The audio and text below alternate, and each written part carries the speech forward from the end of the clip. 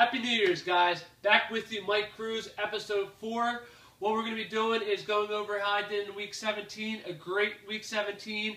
Also, I'm going to be doing the college football playoffs, the Rose Bowl and the Sugar Bowl. And I also have a shout-out to someone at the end of the show.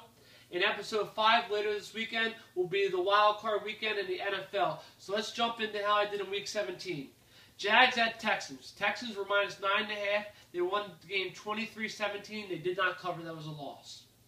Browns at Ravens. Ravens also were minus 9.5. They won the game 20-10. That was the winner. Dallas destroyed the Redskins 44-10, and that was the winner. Indy at Tennessee. Indy won the game 27-10, and that was the winner. Next game was kind of confusing. I said San Diego at Kansas City. Kansas City +1. It was Kansas City -1. San Diego was +1. I took San Diego thinking that Philip Rivers in December plays really well, and I thought all they had to do was win the game.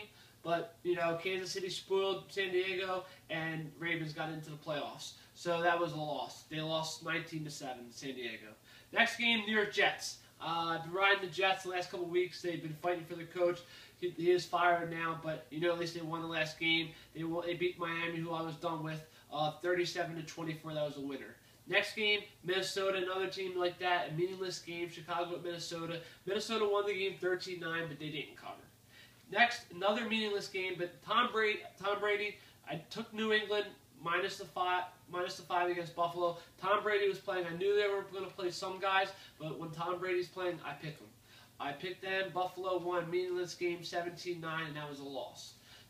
Next, same kind of situation, but Giants have been playing like they're really fighting for something to show that next year they're going to be good. That Beckham kid, he's a stud. But Philly did beat the New York Giants 34-26, and that was a loss. Next game, New Orleans at Tampa Bay. Tampa Bay is going to be getting the first-round pick this in next year, obviously. And New Orleans, Drew Brees can't even beat them by more than 4 points. They won 23-20. They did win. Next was the game that I called out. I called this game. I said I'm taking Carolina in Atlanta, not only to cover but to win. I have Cam Newton's one of my favorite quarterbacks. When he's on, he's on. They played a great game. They won 34-3. They didn't even give up a touchdown. That defense played well. Offense played well. That was a winner. It was one of my locks also. Carolina at Carolina, it was in Atlanta, so it made it even better. Next game, Detroit at Green Bay. Green Bay was minus 7.5. Green Bay won the game 30-20. So Green Bay got the bye. Detroit's the wild card, playing Dallas. Next game is Oakland at Denver. Denver was minus 14.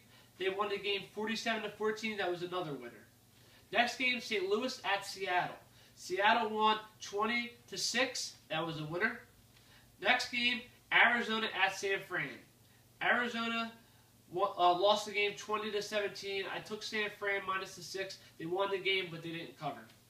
Next, Sunday night, Cincinnati at Pittsburgh. I took Pittsburgh minus the 3.5. Pittsburgh won 27-17, and that was a winner.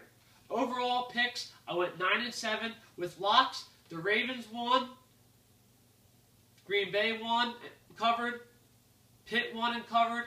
The two-team teaser with Seattle minus 6.5 and Denver minus 8 also hit.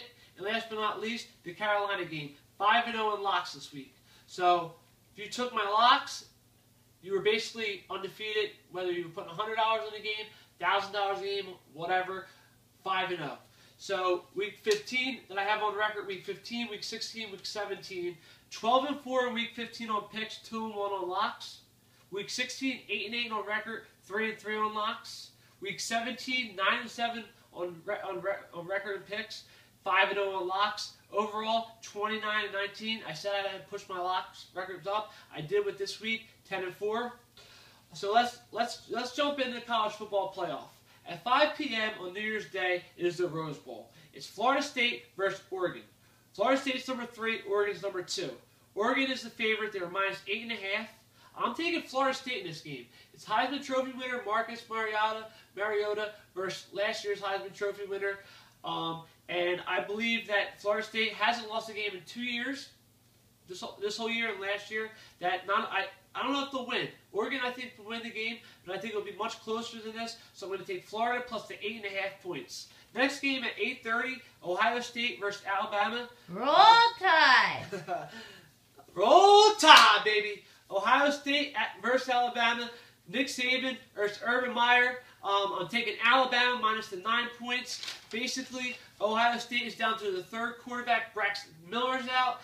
J.T. Barrett's out. They're down to Cardell Jones, number 12. They call him 12 gauge because he has a good arm, but he will not do that to that Alabama defense. Trust me. So I'm taking Alabama minus 9 and taking Alabama minus 9 in the Sugar Bowl, and I'm taking Florida State plus 8.5 in the Rose Bowl. All right, so this is who I'm calling out to. I'm calling out to Peter Loshak. Peter Loshak, I'm a huge fan of yours. I have been.